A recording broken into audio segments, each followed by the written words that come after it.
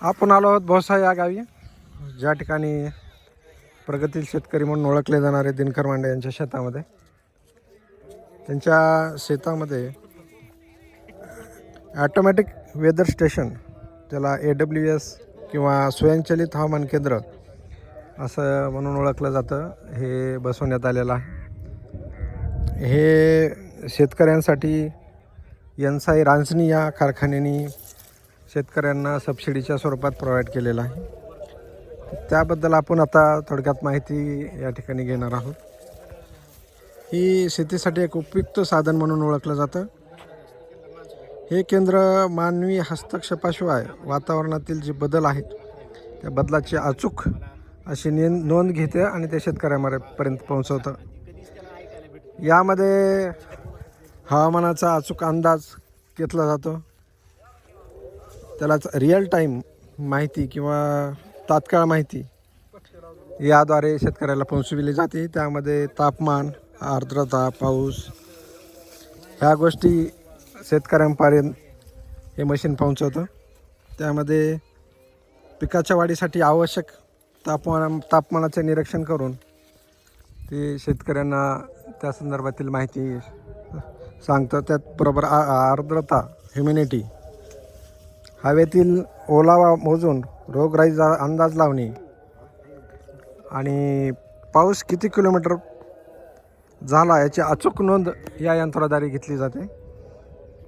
वाऱ्याचा वेग आणि दिशा ही सुद्धा ह्याच्याद्वारे मोजली जाते.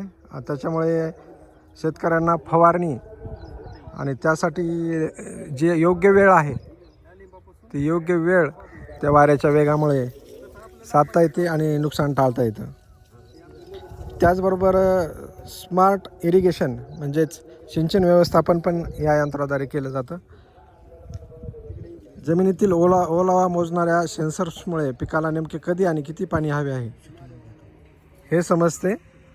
त्यामुळे पाण्याची बचत होते आणि पिकाला वॉटर ट्रेस, पाण्याचा ताण यामुळे बसत नाही. सगळ्यात महत्त्वाचं म्हणजे कीड व्यवस्थापन. अनेक पिकावर होणारे रोग जसं द्राक्ष असेल किंवा ऊस असेल,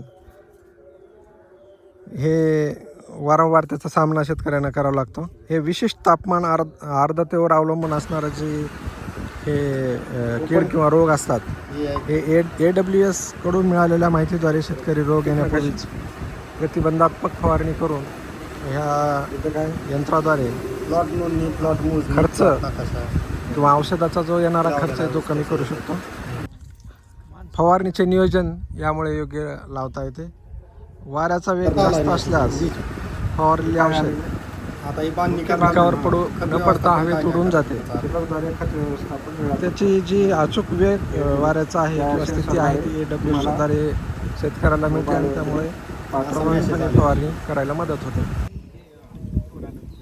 पुन्हा काढणीच्या संदर्भातलं नियोजन याद्वारे आपल्याला लावता येतं. पीक काढणीच्या वेळी पाऊस पडणार आहे का याची पूर्वसूचना मिळाल्यास शेतकरी काढणी पुढे ढकलू शकतो किंवा काढलेले धान्य सुरक्षित ठेवू शकतो. अशा पद्धतीने AWS द्वारे वापरले जाणारे जे सेन्सर्स आहेत ते काम करतात आणि शेतकऱ्यांपर्यंत ही माहिती इथे पुरवतात.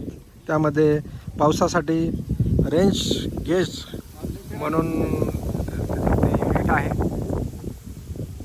त्या रेंज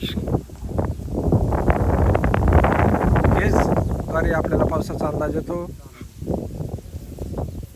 हवेचा दाब ओळखण्यासाठी बॅरोमीटर म्हणून तिथं एक सेन्सर आहे, त्याचा वापर होतो. तसेच वाऱ्याचा वेग ॲनेमोमीटर नावाचं तिथं एक उपकरण आहे, वाऱ्याचा वेग आपल्याला कळतो. आणि सूर्यप्रकाश तीव्रता तपासण्यासाठी पायरोमीटर नावाचं त्या ठिकाणी यंत्र आहे. त्याद्वारे आपल्याला सूर्यप्रकाशचा वेग कळतो आणि सगळं हे या ह्याच्यामध्ये स्टोरेज केलं जातं आणि त्याद्वारे वायरलेसद्वारे शेतकऱ्यांपर्यंत SMS द्वारे संदेश हे यंत्र पोहोचवतं.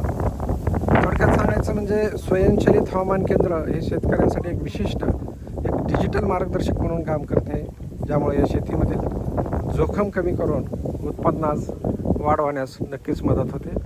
अशा प्रकारचं AI टेक्नॉलॉजीने भरलेलं जे हे यंत्र आहे ते बऱ्याच शेतकऱ्यांच्या शेतामध्ये या ठिकाणी बसवण्यात आलेलं आहे. असेच एक शेतकरी म्हणून बोशामधील दिनकर मांडे यांच्या शेतामध्ये आपण हे यंत्र पाहण्यासाठी आलेलो आहोत. आपण पाहू शकता या ठिकाणी ऊसाचं क्षेत्र आपण जवळपास पाहतो. तर या क्षेत्रामध्ये छान प्रकारे ऊस आणि त्याची लागवड या ठिकाणी केलेली आपण पाहतो. आपण प्रत्यक्ष त्यांच्याद्वारेच या संदर्भातील माहिती जाणून घेऊया. तर हे आहेत दिनकर आपण आलेलो आहेत बहुशा या ठिकाणी प्रगतीशील शेतकरी दिनकर मांडे यांच्या शेतात. आपण जाणून घेऊया त्यांच्याकडून या AWS या हवामानदर्शक यंत्राच्या संदर्भात.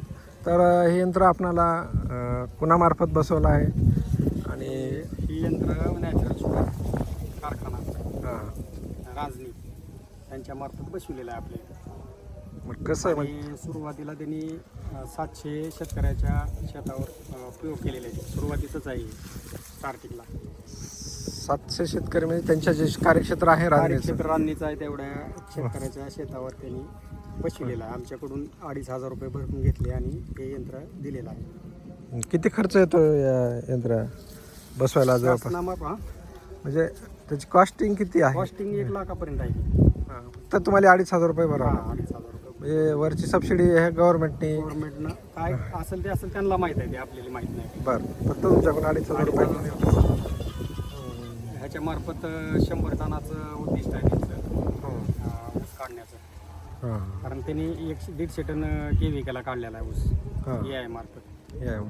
एकदम अचूक सांगतंय सगळं. पाणी कधी द्यावं, खत कधी सोडावे, नंतर ऊसावर आलेले रोग सांगते, पाऊस कधी पडणार आहे माहिती सांगते सगळी. माहिती कसं मॅसेजद्वारे मॅसेजद्वारे येते सगळी.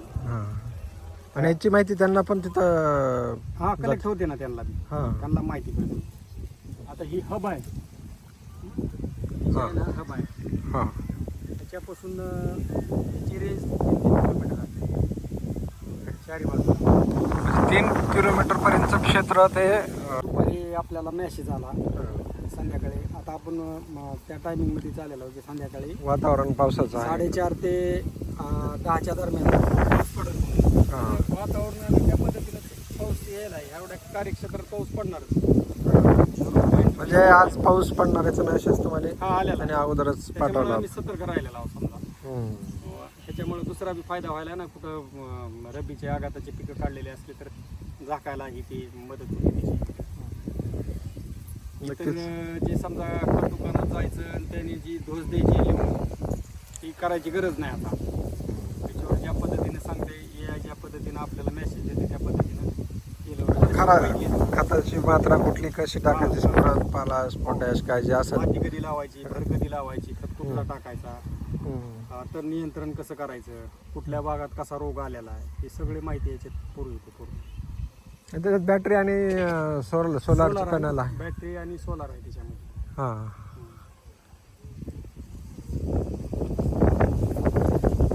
सेन्सर आहे त्याची जमिनीमध्ये आहेत ना. जमिनीतले 2 सेन्सर आहेत त्याच्यामार्फत दाखवते. त्याला कंपल्सरी ड्रीप असणं आवश्यक आहे. ड्रीप असलं तरच ती अचूक देऊ शकते. ड्रीप कसं करणार त्यांना?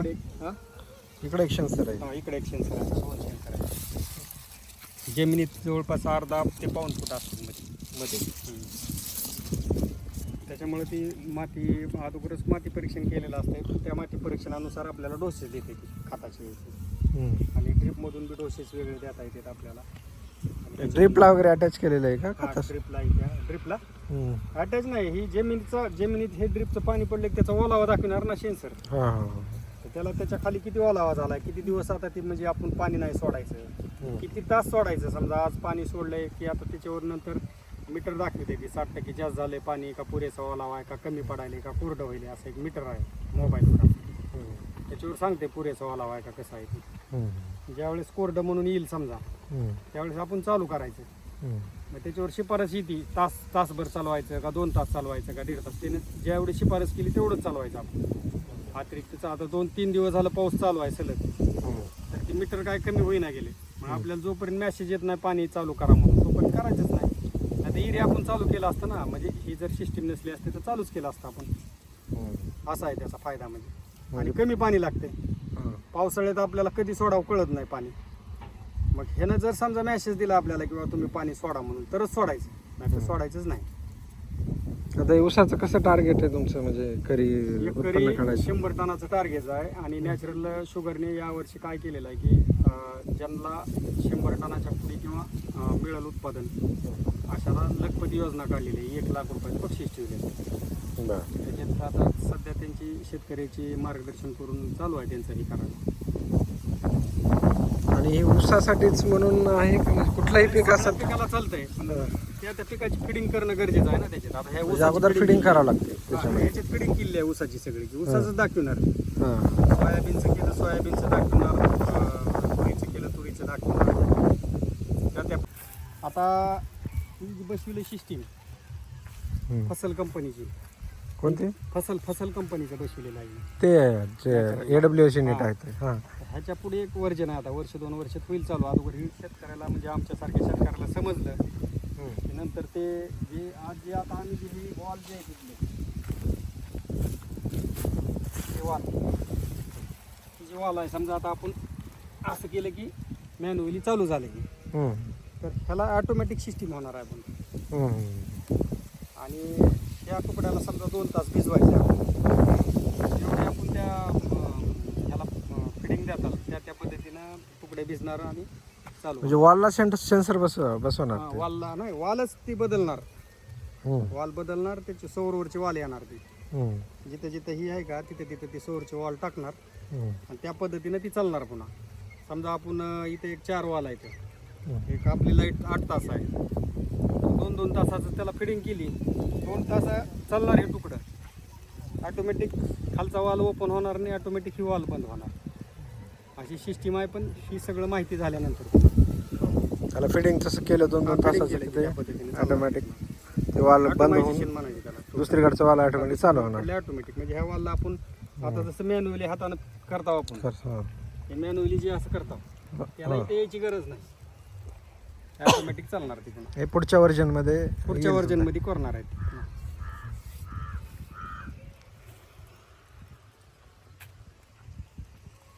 करा समाप्त आता. चिवडले बारबा. या ठिकाणी AWS मशीन बघण्यासाठी इथं मोहकर महाविद्यालयाचे काही प्राध्यापक, प्राचार्य, कर्मचारी आलेले आहे. त्यांना बी उत्सुकता होती की हे नेमकं काम कसं करतं. या संदर्भात कसं वाटलं सर तुम्हाला हे यंत्र? मांडे यांनी अत्यंत आधुनिक असं तंत्रज्ञान वापरून शेती करण्याचे नियोजित केलेलं आहे आणि ते यशस्वी करून दाखवलेलं आहे. तर आपण यांनी जी काही पिकं आहेत ती अगदी हिरवीगार दिसत आहेत. त्याचं मूळ कारणच आहे की यांनी वापरलेलं तंत्रज्ञान. कमी माणसामध्ये उत्तमरित्या काम करणं हे मांडे यांनी करून दाखवलेलं आहे. तर हे नक्कीच पुढच्या शेतकऱ्याला बघून हे आदर्श निर्माण होऊ शकतो. बघतो आपण पीक सध्या तरी हे ऊसाचं जे पीक आहे किती